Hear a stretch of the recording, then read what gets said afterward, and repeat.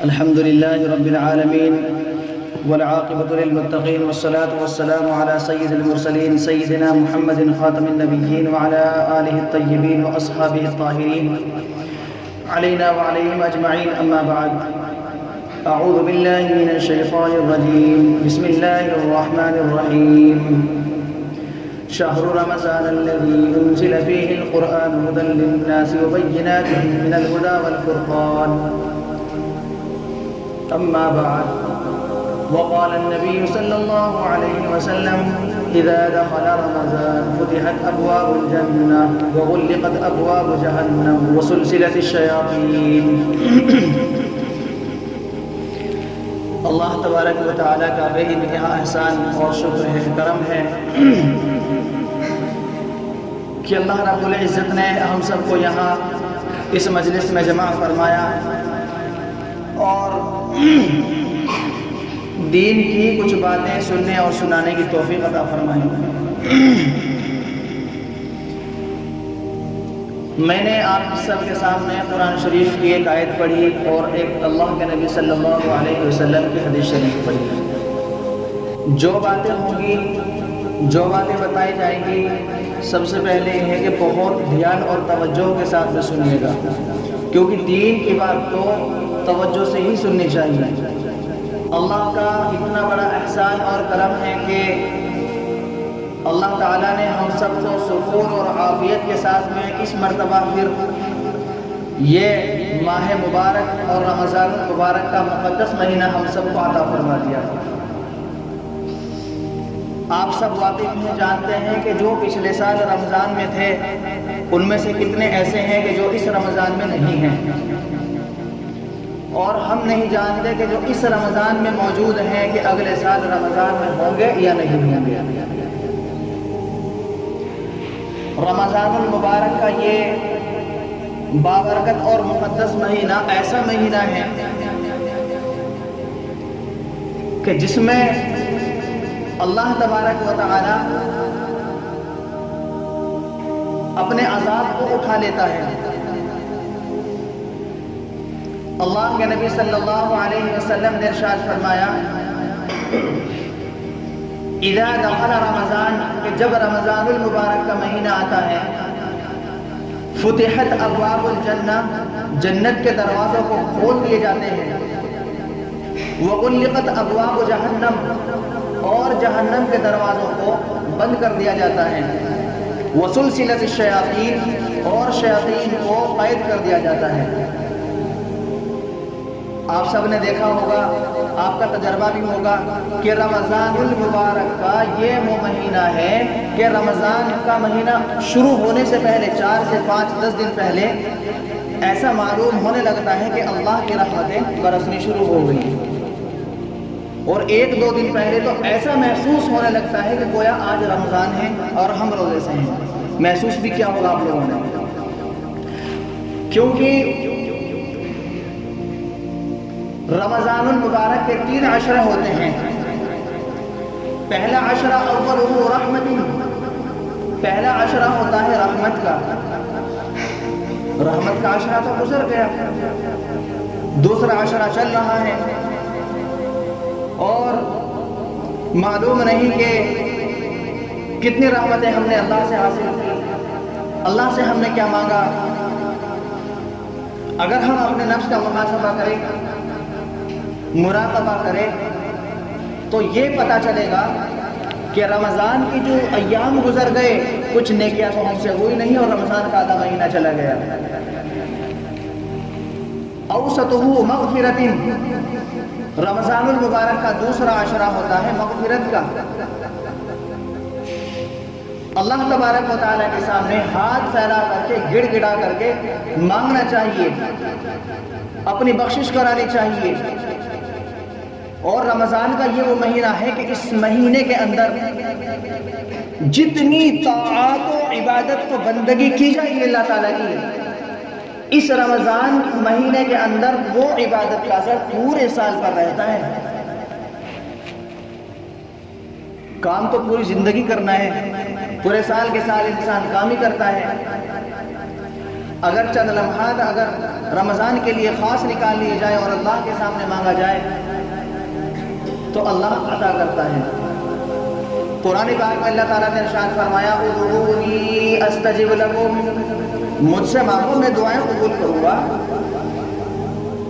بہت سے لوگوں کے عقیدہ جو ہے وہ بہت غلط ہوتے ہیں، بہت غلط ہوتے ہیں، اور بہت سے لوگ یوں کہتے ہیں کہ ہم تو مانگ رہے ہیں، اللہ سے مانگتے بھی ہیں، نماز بھی پڑھتے ہیں، اللہ دعا قبول نہیں کر رہا۔ نعوذ باللہ من ذالک۔ ایک کتاب ہے کفریہ الفاظ اور ان کے احکامات، میرے بھائیوں اگر وہ کتاب اگر آپ نے سن لی تو شاید لگے گا کہ ہم تو کافر ہو گئے۔ اتنا نازک مسئلہ ہے دین کا، ذرا ذرا سے الفاظ نکالنے سے انسان کافر ہو جاتا ہے، لیکن وہ الفاظ کیا ہیں اور وہ احکامات کیا ہیں وہ ایک الگ چیز ہے۔ لیکن کہتے ہیں نا کہ سوچ سمجھ کے بولنا چاہیے۔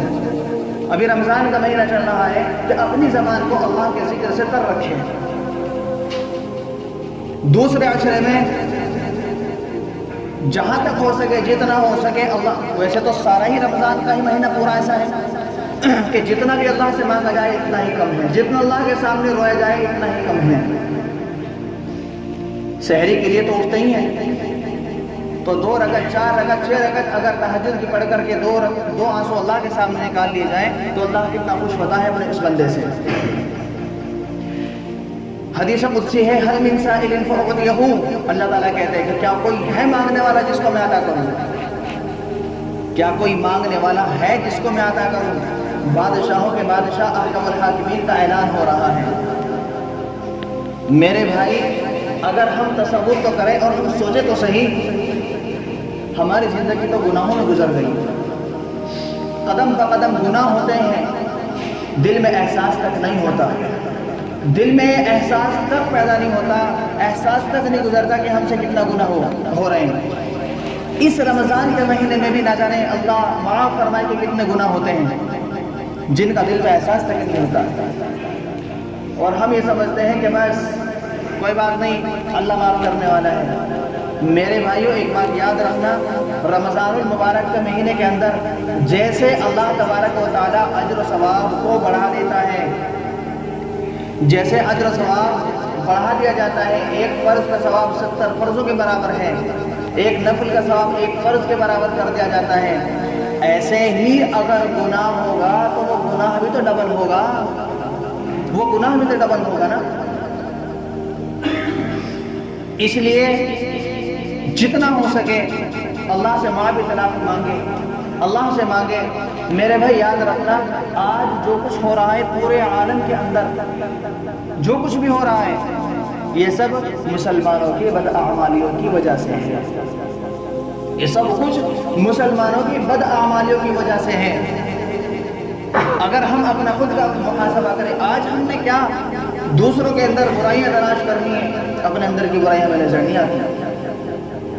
میرے بھائی یاد رکھنا، دنیا کے اندر اللہ آپ سب کے سامنے میں ایک بات کہتا ہوں، آج بہت سے لوگ یوں کہہ دیتے ہیں بھائی وہ فلاں بزرگ تھے پہلے ایسے تھے وہ ایسے تھے۔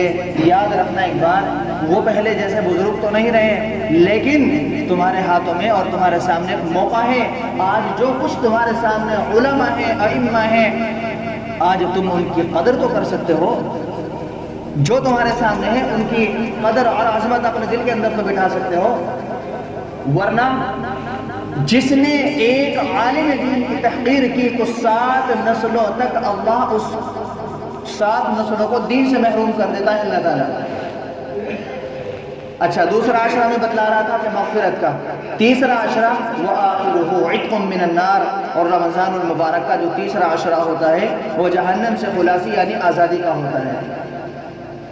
لیکن اگر ہم نے اپنی زندگی پہ غور کیا ہو، یا اگر ہم غور کریں رمضان کے آخر عشرے میں جا کے غور کریں، آخری روزے میں جا کے تصور کریں، سوچے ذرا بیٹھ کر کے تنہائی میں مسجد کے اندر کہ میں نے پورا مہینہ کتنی عبادت کی، کتنے میں گناہوں سے بچا، کتنے میں نے چغلیاں اور غیبتیں کی، جھوٹ بولا، تہمت لگائی، بہتان لگائے، الزامات لگائے، کہ رمضان کے مہینے میں کچھ کم ہوا ہے اور زیادہ بڑھا مانگتا۔ ہمارے شیخ، میرے شیخ اس وقت حضرت مولانا مفتی امجد صاحب دامت برکاتہ، وہ ایک بات فرماتے ہیں، وہ کسی جگہ سفر میں گئے تھے اور انہوں نے جا کر کے پوچھا، میری بات کو غور کرنا جو میں بتا رہا ہوں، انہوں نے جا کے پوچھا کہ یہاں سب سے زیادہ کس چیز کا گوشت کھایا جاتا ہے؟ آپ سب سمجھ گئے ہوں گے جو میں کہنے والا ہوں کہ سب سے زیادہ کس چیز کا گوشت کھایا جاتا ہے۔ اب عموماً لوگ سمجھے کہ بھائی یہ مولانا تو گوشت کھانے والے آ گئے، پوچھ رہے کہ مرغے کا یا بکرے کا ہے۔ بہرحال حضرت نے کہا کہ آج کے دور میں سب سے زیادہ گوشت اگر کھایا جا رہا ہے، اپنے مرے ہوئے بھائی کا گوشت کھایا جا رہا ہے۔ ابھی نہیں سمجھا؟ چغلی کرنا یہ ایسا ہے جیسے کہ اپنے مرے ہوئے بھائی کا ہم گوشت کھا رہے ہیں۔ اللہ کے نبی صلی اللہ علیہ وسلم کے زمانے میں دو عورتیں تھیں۔ اللہ کے نبی صلی اللہ علیہ وسلم کے زمانے میں دو عورتیں تھیں، ان میں سے ایک عورت کی حالت ایسی ہو گئی اور رمضان کا مہینہ تھا، یا غالباً رمضان کا مہینہ نہیں تھا، ایسی ہو گئی کہ اس کی روح ابھی نکلنے والی ہوئی۔ تو دوسری عورت تیزی سے اللہ کے نبی صلی اللہ علیہ وسلم کے پاس میں آئی اور اس عورت کا آ کر کے قصہ بتایا کہ اے اللہ کے نبی، وہ فلاں عورت ہے اور اس کی حالت ہو گئی ہے، کیا کیا جائے؟ اللہ کے نبی صلی اللہ علیہ وسلم گئے اور دیکھا اور کہا کہ اس نے سب سے زیادہ غیبت اور چغلی کی ہے، یعنی کہ اپنے مرے ہوئے بھائی کا گوشت کھایا ہے، اس کا پیٹ پورا بھر گیا، جس کی وجہ سے اس کی ایسی حالت ہے۔ اللہ کے نبی نے فرمایا کہ جاؤ اٹھو اور طے کرو، الٹیاں کرو۔ جب اس عورت نے الٹیاں کی تو گوشت کے ٹکڑے نکلے۔ جب اس عورت کو الٹیاں آئی اور طے ہو گئی تو اس عورت کو بہت سکون اور تسلی مل گئی، سکون مل گیا۔ جو اس کی حالت تھی وہ حالت متغیر ہو گئی، بدل گئی۔ پہلے کی جو اس کی حالت تھی وہ پریشانی کے عالم میں تھی، دوسری جو اس کی حالت ہو گئی قے ہونے کے بعد میں، الٹی ہونے کے بعد میں، اس کی حالت سنور گئی، پہلے سے زیادہ بہتر ہو گئی۔ آج آپ اور ہم تصور تو کریں، ہم دیکھیں تو محاسبہ اور مراقبہ تو کریں،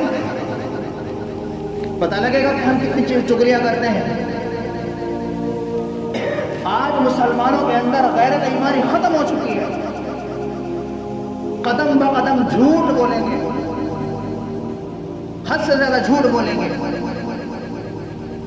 اللہ کے نبی صلی اللہ علیہ وسلم نے فرمایا کہ میری امت کے لوگ چوری کریں گے، زنا کریں گے، لیکن جھوٹ نہیں بولیں گے۔ قال النبی صلی اللہ علیہ وسلم المؤمن لا یکذب۔ اللہ کے نبی صلی اللہ علیہ وسلم نے ارشاد فرمایا کہ مومن جھوٹ نہیں بولتا۔ میرے بھائی، آج آپ اور ہم تو ایمان والے ہیں، آپ اور ہمارے دل کے اندر، سینے کے اندر ایمان بھرا ہوا ہے۔ جو اللہ کے نبی صلی اللہ علیہ وسلم کے زمانے میں کفار و مشرکین تھے، پکے کافر تھے، کٹر کافر تھے، وہ بھی یوں کہا کرتے تھے، اگرچہ وہ حسد اور عناد کی بنا پر ایمان نہیں لاتے تھے، لیکن وہ بھی یہ کہا کرتے تھے کہ حضرت محمد مصطفیٰ صلی اللہ علیہ وسلم جو بات کہہ دیں گے وہ برحق اور سچ ہے اور ہو کے رہے گی۔ ایک کافر تھے مکے میں، اس نے کہا کہ نعوذ باللہ من ذالک کہ میں محمد کو قتل کروں گا۔ صحابہ کو اطلاع ملی، صحابہ نے آ کر کے اللہ کے نبی صلی اللہ علیہ وسلم کو بیان کیا کہ اس نے ایسا ایسا کہا۔ اللہ کے نبی نے کہا کہ کوئی بات نہیں، اس کو تو وہ کیا مجھے قتل کرے گا، میں ہی قتل کر دوں گا۔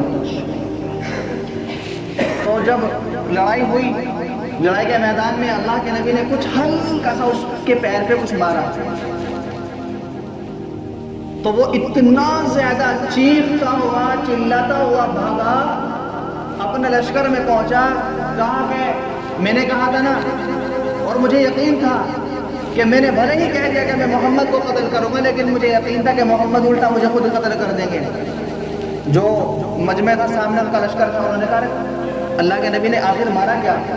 کہا کہ کچھ تھا لوہے کا چھوٹا سا، وہ مجھے پھینک کے مارا۔ دیکھا تو زخم بہت چھوٹا سا، اور وہ بہت زیادہ تڑپ رہا ہے، چیخ رہا ہے، چلا رہا ہے۔ ارے کہا نہیں بھائی تو ذرا سا زخم ہے، گھاؤ ہے۔ کہا کہ تمہاری نگاہ میں زخم چھوٹا سا ہے، لیکن اگر میرے اس درد اور تکلیف کو اگر پورے مکہ والوں کے اوپر تقسیم کر دیا جائے تو برداشت نہیں کر پائیں گے۔ میرے بھائی آپ اور ہم تو مسلمان ہیں، آپ کو اور ہمارے دلوں میں ایمان ہے۔ جب کافر کو اتنا یقین تھا کہ اللہ کے نبی جو کہتے ہیں وہ ہوگا، تو بتاؤ کیا ہم کو یقین نہیں ہوگا کہ اللہ کے نبی نے جو کہا کہ وہ یقیناً صادق ہے؟ تو میرے بھائی تو میں آپ سے ایک سوال کرتا ہوں کہ اس ماہ مبارک کے اندر، اس رمضان المبارک کے اندر جو ابھی ایک مجمع لگا ہوا ہے جمعہ میں، ماشاءاللہ نمازوں میں، آخر رمضان کے بعد یہی لوگ کہاں چلے جاتے ہیں؟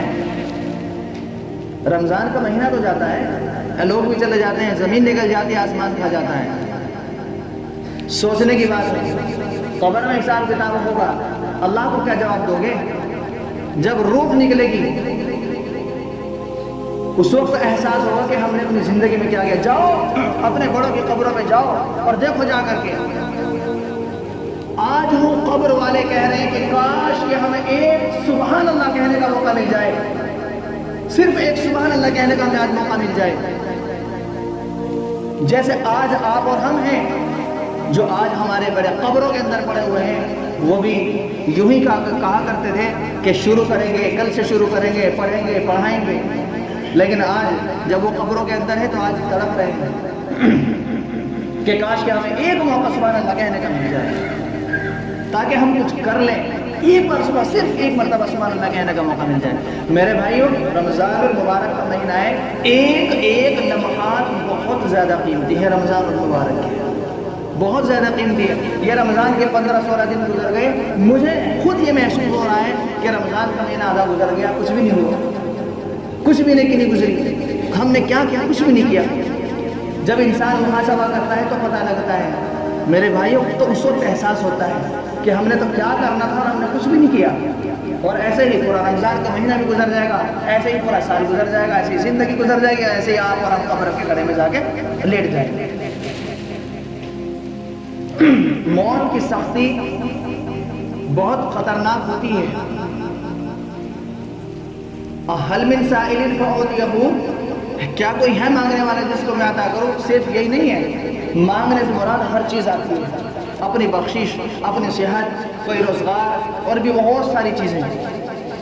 لیکن جب ہم سوال کریں گے تو تبھی تو ہمیں وہ چیز عطا کی جائے گی۔ یہ بات ہرگز نہ کہنی چاہیے۔ حدیث شریف میں آتا ہے کہ اللہ تبارک و تعالیٰ اپنے ہر بندے کی دعا قبول کرتا ہے، لیکن حکمت عملی یہ ہوتی ہے کہ بہت سے بندوں نے مانگا ہوتا ہے، اللہ تعالیٰ اس کو جلدی ہی اس کی دعا مانگی ہوئی کا اس کو رجعت دے دیتے ہیں، جو چیز اس نے مانگی ہوتی ہے اس کو دے دیتے ہیں۔ دوسرا یہ کہ اس کو وہ چیز تو من نوعاً اللہ تعالیٰ نہیں دیتے۔ حدیث شریف میں کہ وہ چیز تو نہیں دیتے، لیکن اس کی جگہ پر اس سے بھی بہتر چیز اللہ اس کو عطا کر دیتے ہیں۔ اور تیسرا شخص یہ وہ ہے کہ جو اللہ سے مانگ تو رہا ہے، زندگی گزر گئی، دنیا میں تو کچھ نہیں ملا، لیکن جب قبر میں حساب کتاب ہوگا اب اللہ تعالیٰ کہیں گے میرے بندے یہ ساری دعاؤں کا یہ اجر وہ ہے کہ جو تو نے دنیا میں مانگا تھا۔ اب بندہ کیا کہے گا کہ کاش میری تو ایک بھی دعا قبول نہ ہوئی ہوتی، سارا اجر ثواب مجھے یہاں مل چکا ہوتا ہے۔ تو میرے بھائی خود آپ اور ہم مسلمان ہیں، میں پھر بار بار کہہ رہا ہوں، یقین ہونا چاہیے، عقیدہ ہونا چاہیے۔ ہمارا عقیدہ ہے، قرآن میں ادعونی استجب لکم، اللہ خود کہہ رہا ہے کہ مانگو تو صحیح، میں دعا قبول کروں گا۔ حدیث شریف کے الفاظ بھی الدعاء سلاح المؤمن، دعا مؤمن کا ہتھیار ہے، الدعاء مخ العبادہ، دعا عبادت کا مغز ہے۔ اور جو انسان سب سے زیادہ دعائیں مانگنے شروع کر دیتا ہے، تہجد میں ہو، نمازوں میں ہو، افطاری کے وقت میں ہو، تو یہ اس بات کی دلیل و علامت ہے کہ اللہ تبارک و تعالیٰ اس بندے کی دعائیں قبول کر رہا ہے۔ یہ اس بات کی علامت ہے، یہ ہمارے شیخ کے الفاظ ہیں۔ جس کے ہاتھ سے یوں رہتے ہو اللہ کے سامنے ہر وقت، چاہے تہجد میں ہو چاہے نمازوں میں ہو۔ بہرحال وقت ہو چکا ہے، جنہوں نے باتیں تو بہت سی تھی بتانے کے لیے، لیکن یہ وہ باتیں تھی۔ بہرحال اللہ تعالیٰ مجھے بھی اور آپ سب کو کہنے سننے سے زیادہ عمل کی توفیق عطا فرمائے۔ وآخر دعوانا الحمد للہ رب العالمین۔